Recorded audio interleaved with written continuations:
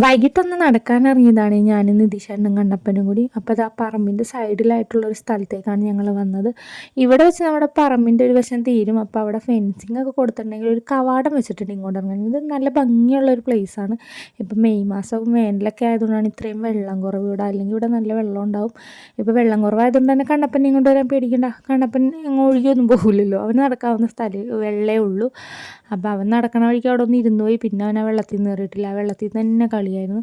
ഞാൻ നിധിഷേട്ടനും കുറേ നേരം അവിടെ ഇരുന്നൊക്കെ വർത്താനമൊക്കെ പറയും, കുറച്ച് തമാശയൊക്കെ പറഞ്ഞൊക്കെ അവിടെ ഇരുന്ന്. ഞാൻ എപ്പോൾ വന്നാലും ഈ സ്ഥലത്ത് അമ്മയും ഞാനൊക്കെ ആയിട്ടൊക്കെ വന്നിരുന്ന് വർത്താനമൊക്കെ പറയാറുണ്ട്. ഇപ്പം ഇന്ന് അമ്മ പണിയിൽ തിരക്കിലായതുകൊണ്ട് ഇങ്ങോട്ട് വരാഞ്ഞ്. അങ്ങനെ കുറച്ച് നേരം അവിടെയൊക്കെ ഇരുന്ന് നല്ല രസമാണ്. എന്ന് വെച്ച് കഴിഞ്ഞാൽ മെയ് മാസമാണെങ്കിലും വലിയ ചൂടുമില്ല, എന്നാൽ ഒരുപാട് തണുപ്പില്ലാത്ത നല്ലൊരു ക്ലൈമറ്റായിരുന്നു. അങ്ങനെ കുറേ നേരമൊക്കെ ഇരുന്ന് വർത്താനമൊക്കെ പറഞ്ഞ് ഞങ്ങൾ തിരിച്ച് കയറി പോകാൻ നോക്കുകയാണ്. കാരണം ഒരുപാട് നമുക്കിവിടെ വൈകി നിൽക്കാൻ പറ്റില്ല. കാട്ടുപോത്തൊക്കെ വരും.